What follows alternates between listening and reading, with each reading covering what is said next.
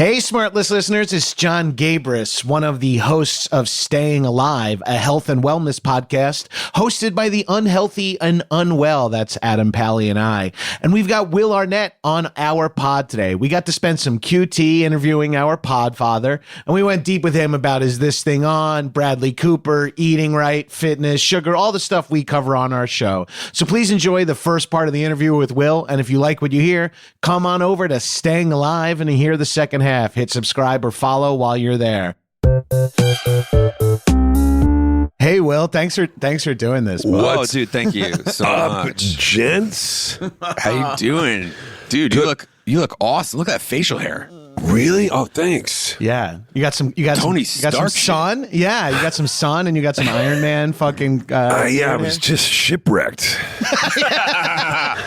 Nice, dude. Well, you don't hear about it that often anymore, about people being shipwrecked. It's fucking old school. But I knew I had to do Staying Alive, so I paddled to shore to make sure I did this stupid fucking podcast with you. Yeah.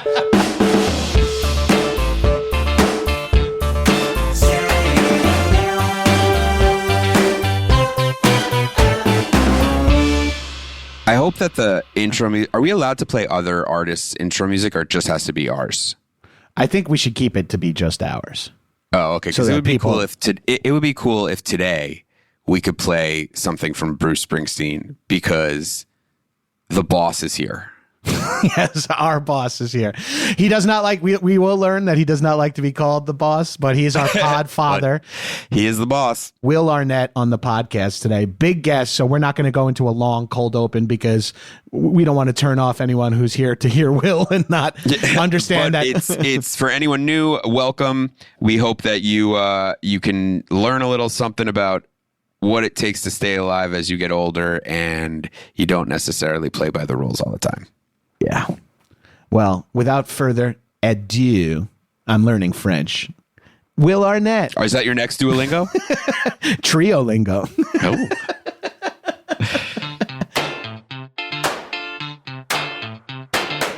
The podcasts lately, I've been feeling a little podcast burn lately. I've just... Oh, yeah? Oh, yeah? No, of course not. Advertisers, we love it. But It's so... I made a joke. There's Working this- your ass off? I mean, I did this podcast with this guy in the UK. He's so fun. I mean, I forget how long ago. It was like, whatever, a couple months ago. And do you know this dude, Romesh? Yeah. This comedian, Yeah. he's so funny. He's really, really funny. So he did this podcast, and he asked me, and I told him this, like, I have this controversial position. I said, there's a direct Is this relationship. tattoos? Yeah. And I said, It the came more up on my feed. The more tattoos you are, the more you have, the more boring you are. Now, here, I was very clear. A, it's something that I've said to my friends with, I don't have any, that I've said to my friends with tattoos for years. And it's basically a bit, right? Yeah. But I say it with it, that people are freaking out in the comments and the thing. And then I'm like, what a boring response. If you're insulted by it, then you're proving my point. But the truth is, I don't have a point. I didn't even mean it, because I have a million friends who are covered with tattoos, and people are insulted by it. It's insanity, man. yeah, it's I know, crazy there's when you so realize much. that bullshit is news. Like, all of a sudden Yeah. you're like, Will Arnett says they did have a guy on SmartLess that they didn't air or whatever. And you're like, this goes everywhere, and you're like, who is this matter to? It What do doesn't you even mean? matter to Will. Have you looking? It doesn't matter to me at all. But it matters to podcast. Most of them are Blogspot. bits. Most of them are just to fuck around in the moment, right? And then you're like, and then you hold it up. Let's read this back in court. So your theory on tattoo, it was not a theory. It's a bit. Yeah. You said here know, you well, like you love to go swimming with bow-legged women. Is that correct? It's like, I was quoting a fucking movie. I did it. Anytime you get, like, even this is all a net loss. Like, this can only hurt. This can only hurt. This That's cannot why we help. are so thankful that you're coming on our podcast, because it's You're our only you're it's our just boss. Yeah, it's just a fucking minefield of like. That's a very loose. Yeah. How are, yeah, Well, boss if you're is not our very- boss, that means Rich is our boss, and that is a problem. That is. You're right. By the way, that's a problem for everybody. If you prefer the term podfather, we could do that too. Oh, I like that. Yeah, I like But that. you know what I wanted to ask you? Will Please be about tattoos. Please be about tattoos. No, it's You're not. talking to guys who have matching tattoos. So Yeah, we have are matching tattoos. wildly we don't boring. I can give a fuck about. When I saw that, he was like, you know what? He's kind of right. I am a drag.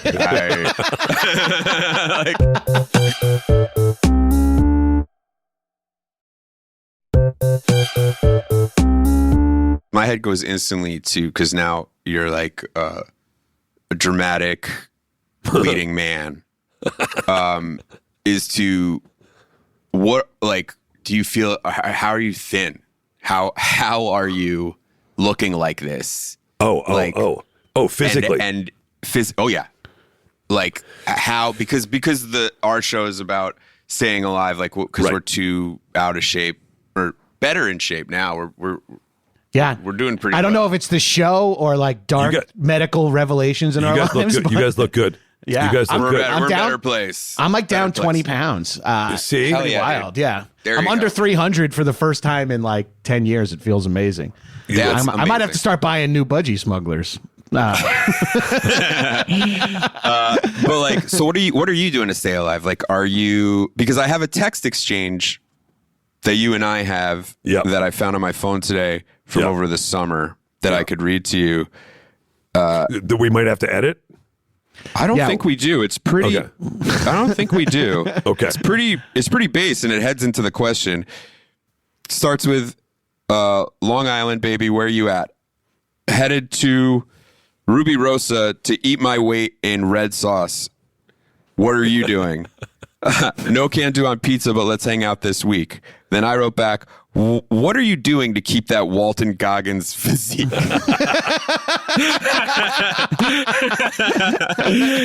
then you wrote back, I start by not eating, then I smoke a couple butts, repeat every day. And as always, we are not doctors on this show. Do not take any And as medical someone advice. who struggles with everything, including the smoking. Yeah. I'm blood tight marinara at this point, so I get it.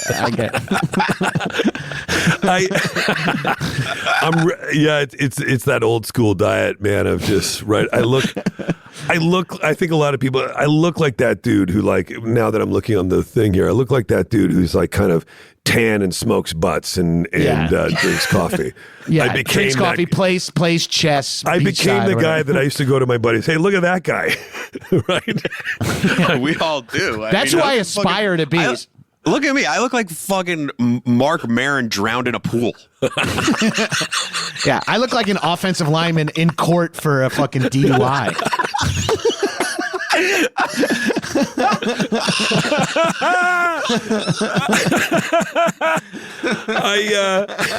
Lock the gates. How come you didn't lock the gates? I drowned in the pool. Jesus Christ. Jesus. You know what the truth is about, about 18 months ago,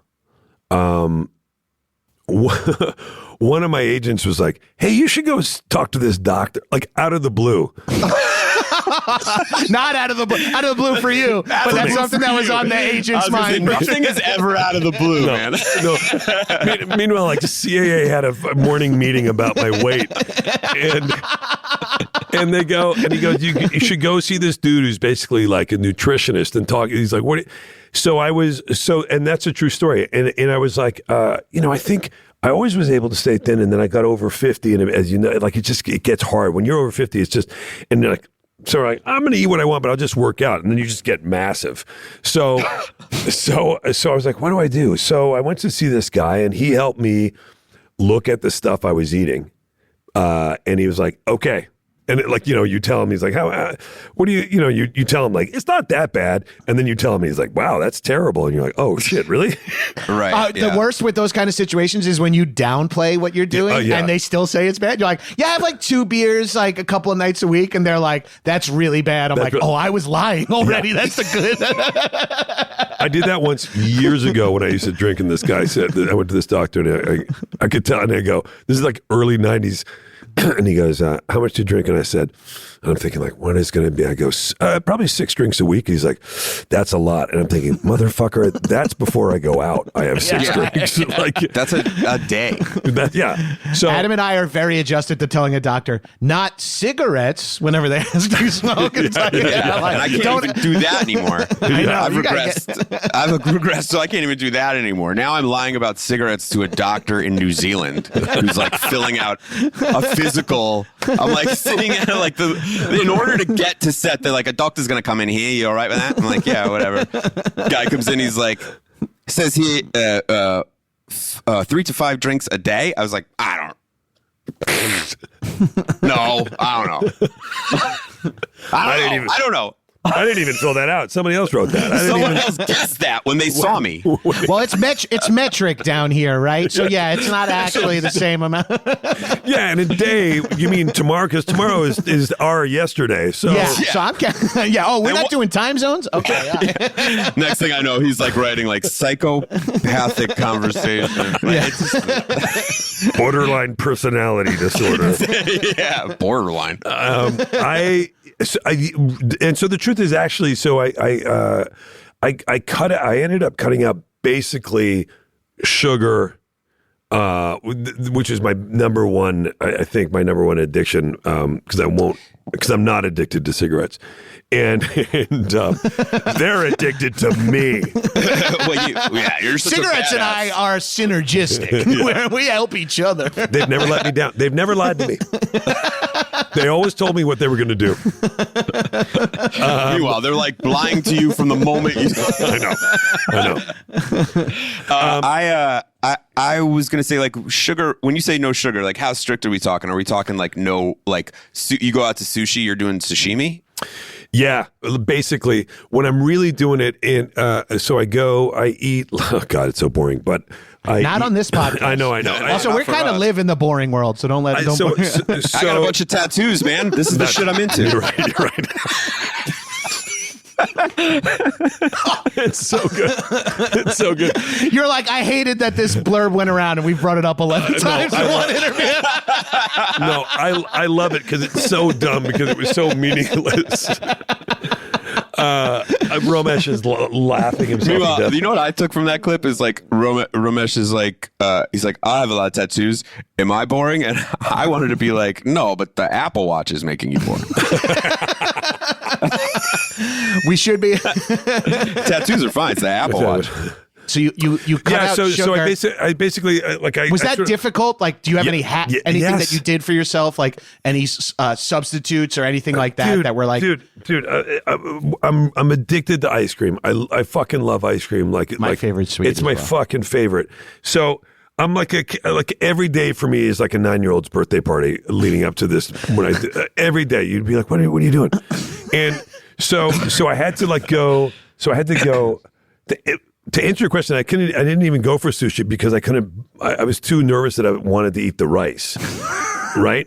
So then so every day I'd wake up and eventually I was doing a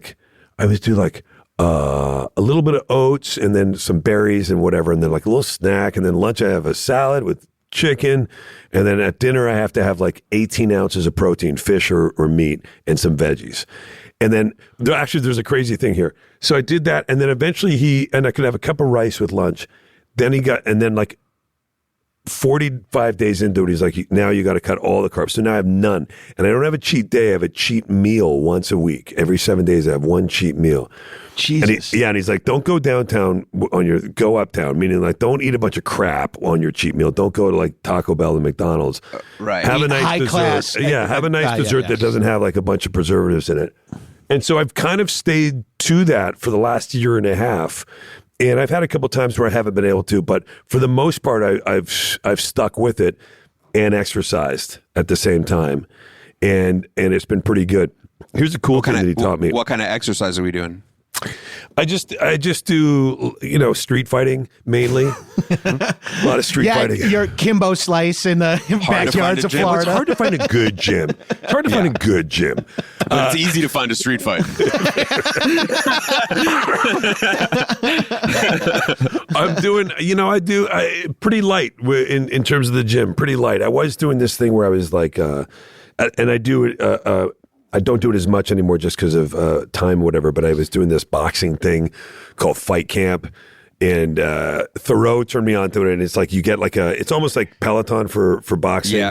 I look like I'm into it. Loserest boxer of all time. Oh, I'm the worst in that. I'm the worst in there. But the cardio of it was really great. So I do that a couple days a week. I do these sort of long walks and/or hikes, and then I do stuff with kettlebell, pretty light stuff.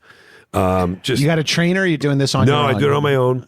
I'm pretty consistent. That's nice. cool. Yeah, and so that's been good. He taught me this really cool thing, which is he's like 40 minutes before you go to bed, before you're going to go to sleep, eat like a cup of berries or a sorbet, and he gave me a couple brands, so that you get that spike of natural sugar, and then you'll crash.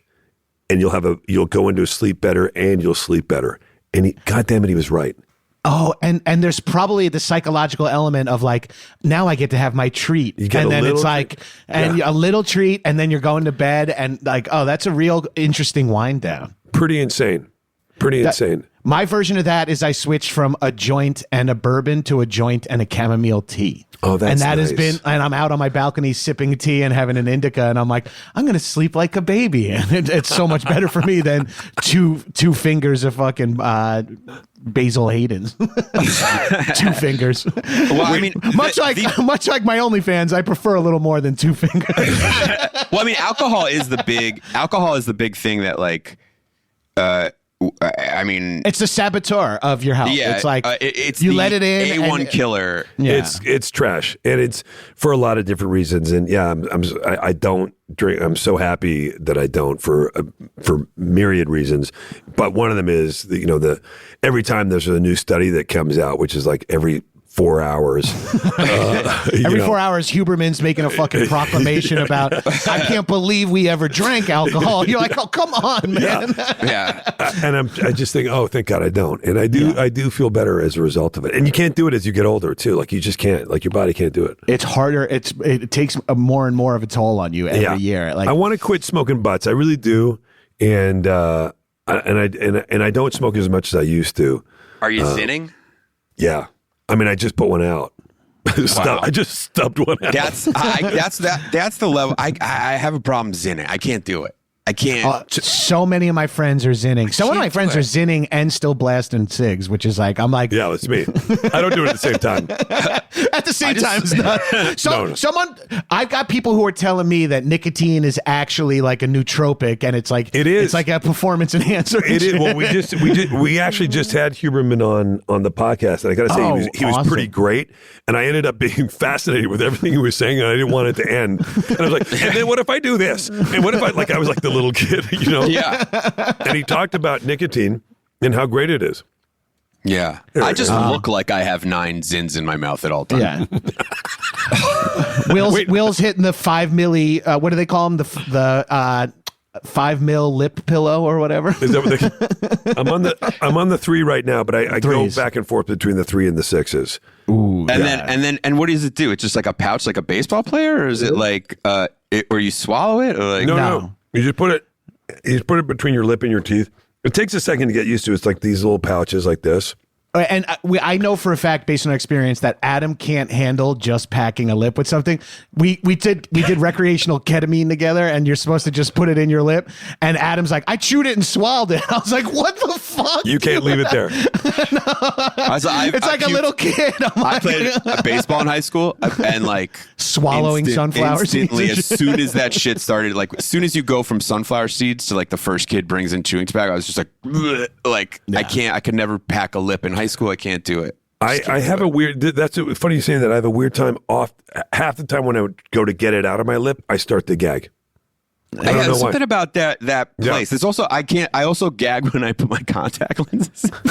Well, I think you're supposed to put them in your eyes, not the back of your throat. You swallowed. I have no gag reflex. Wow. Again, I'm sorry. That's for Why my say it OnlyFans. like- Clip that for my OnlyFans. Fuck, that's a great clip on its own. That's gonna be the clip. That, I mean, I somehow gets credited to Will. Unfortunately, it's like Will Arnett's got no. Will Arnett says tattoos are bad. Again. never live it down.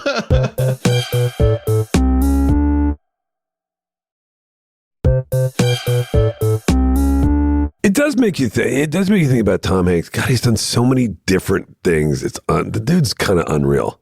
I was just thinking about his run the other day. Like It's unreal, right? his run from like Joe versus the Volcano, maybe. Even I mean, Splash is the original, but like he made a few clunkers. I mean, They never stuck. They never They stuck didn't to stick him. to him. Yeah, like a Because clunker for Tom Hanks. yeah, but he made like 60 movies, and he made like 30 really good movies. So like, half of them. I'm gonna let him have. I mean, mine is I made only clunkers. Do you know what I mean? Dude, I was gonna say, like, Right. do you know if you looked at my IMDb, like my average, I'm batting 164 in the minors. Dude. Hanks also did like 10 years of dominating comedy and then switched to drama and then was the go-to drama guy for like another decade. Like that's Similar like, to you, Will. You're a little late, but Yeah, right. a little late. I don't think I'm Brother I don't think Solomon. I don't think I'm dominating anything. I don't know, dude. I think it depends on how you look at it. Like, this is your turn to Hanks run it just a couple years later than he did. We're just Here we doing a go, few more man. terminals than I anyone decided else. to wait till I was 55 because I didn't want to embarrass anybody. I love it when people do say to me sometimes, they're like, do you ever think about doing like a drama, like changing it up? And I'm always like, yeah. Yeah. I'm trying to do comedy. I'll do I think drama. about it all the time. Yeah, of course What I do you do. got? Yeah. They're like, you know what you got to do? You got to work with really good directors. Yeah. Okay. Yeah, great. I'm done. Yeah. I'm available. I would love that. Have you showed them my extensive 20-year television career? Yeah. Because I have. You could Google me. And You got a number on them? You got a number on them? it's like, oh, it'd be so cool if you worked with Wes Anderson. You're like, fuck yeah, it would. Yeah. It would be fucking awesome. It That's would like- rule. That's the real like grown-up version of your aunt saying like, you should do the Conan O'Brien show. You should do what he does. You know, and you're like, yeah, I would love You're to. right. Auntie. I should. I should get on SNL at 44. I could speed run my fucking speedball death. I was going to ask you about this press run that you've been doing because it's a dream of mine as someone who's worked, you know, in comedy the way you have for a long time, to see you doing the like Academy Award run press tour where you're like in cool clothes and like, you know what I mean? And there's like Yes. pictures of you in a swimming pool with clothes on. Yeah. And then, you know, and there's like, Yeah, you're sitting cross-legged in like the W lobby with like a Yes, and bourbon or something. and then there's like an interview with you and Odessa Zion together. You're like, you're doing it, you know, like. How does that feel? Like, does the comedian part of you ever, because I consider you like a comedian, you are one of you're a comedian. Like, does that side of your brain ever click on while you're doing it all, while you're like, wow, this is new? A gazillion percent. And so what the difference Like, how do you is, do that? Well, yeah. I spent a long time, you know, doing stuff and fucking around. And what happens is by the end, like when you do something as part of that, when you go and you do something like with Romesh and I'm just dicking around, it's so fun because then I just get to dick around, which is why I say a bunch of stupid shit that I don't mean because you're just having fun. Right. Yeah.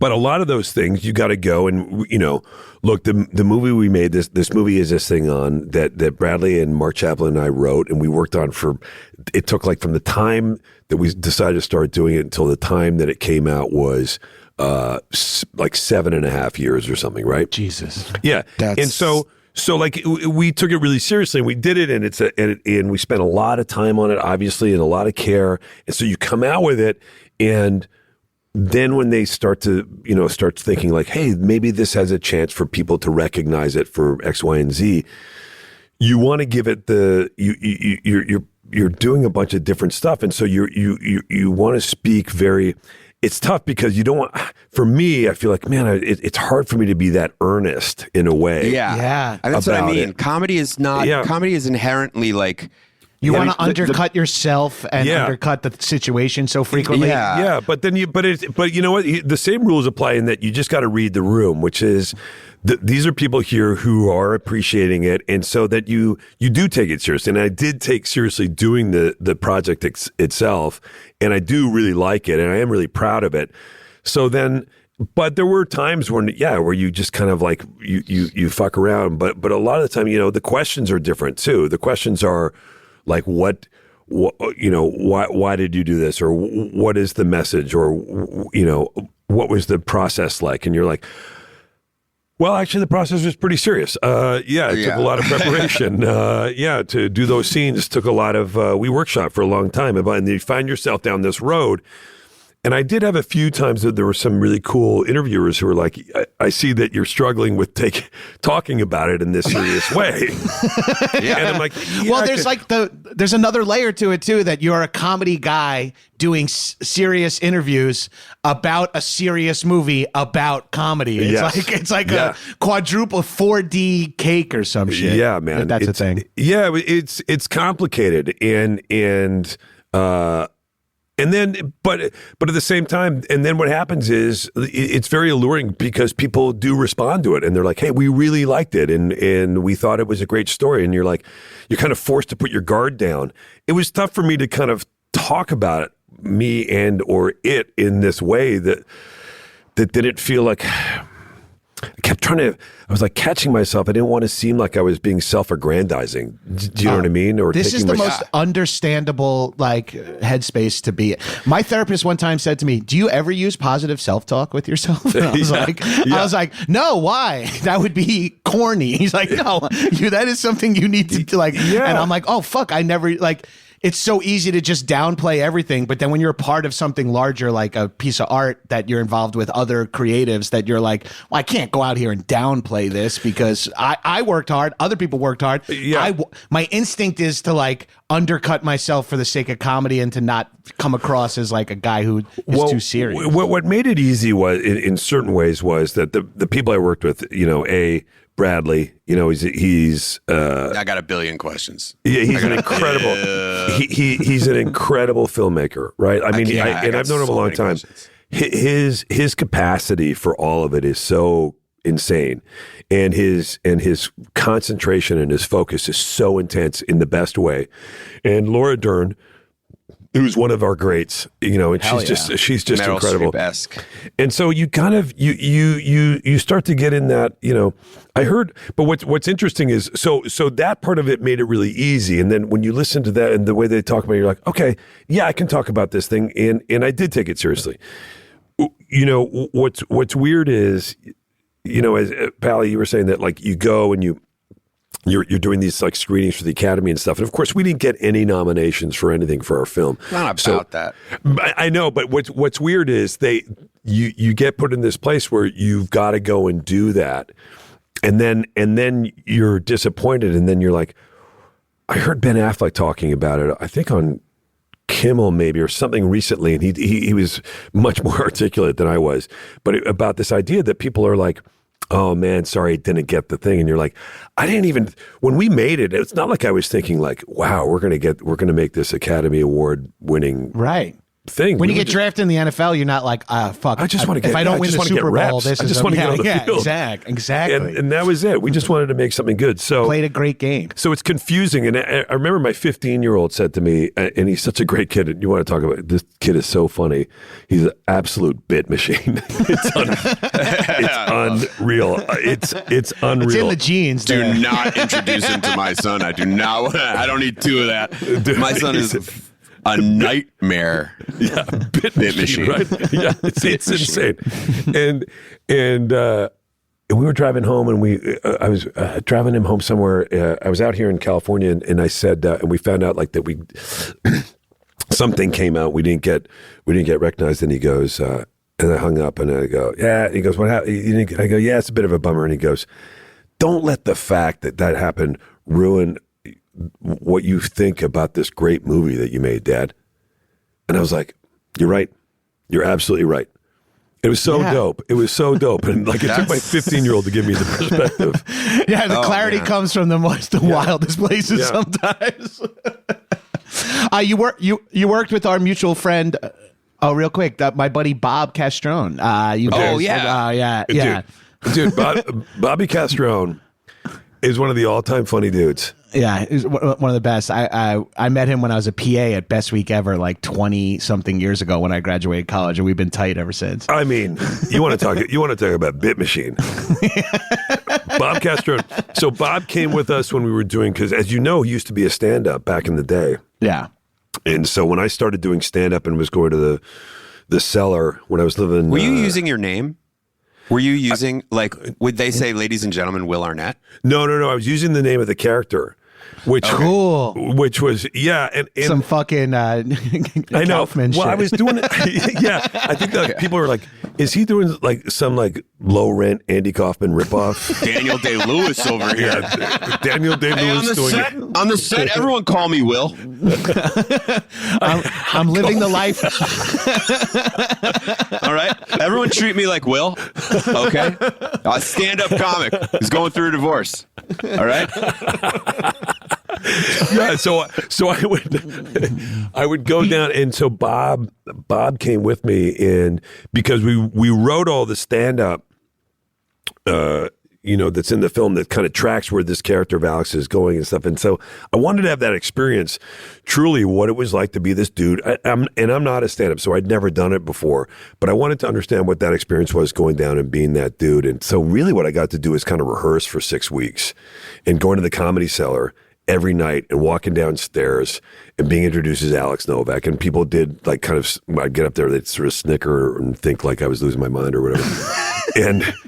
But poor then guy, poor Will, he's going through it.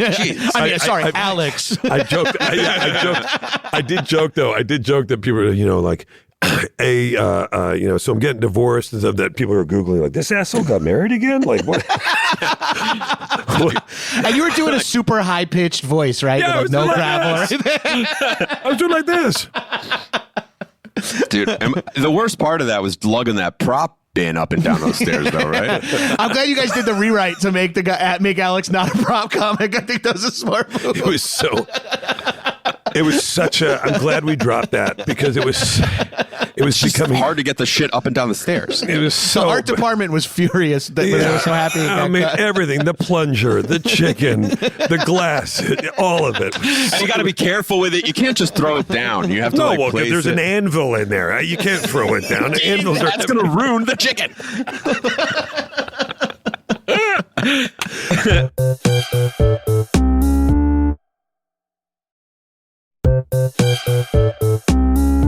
We come from improv, as you know. Yeah. And so like that is a different thing. Like we had all this training at the Upright Citizens Brigade in New York. So much stage time, but so much no stage crossover.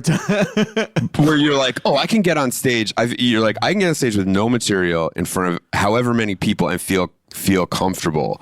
Mm-hmm. And then you're like, but that doesn't mean anything. That's not currency. That's not, it's not music. It's like shitty jazz, in a way. It's like, well, what was interesting was so when I'd go down there the first time that I did it at the Cellar, we walked down the stairs and I was there with Bob Castrone and Bradley, and we're standing there by the doorway, downstairs there in the main room there, and they're about to call me up, and Bradley knows me and he knows that if I get up there, that because I didn't come up through improv, I wish I'd known about it. I wish it existed in that way when I was coming up. You're pretty adjacent. I mean, I'm adjacent. We've hung out at McManus enough for you to be considered an improviser. Yes, but like I just wish that was kind of around more when I first moved to New York in 1990. Like it just wasn't.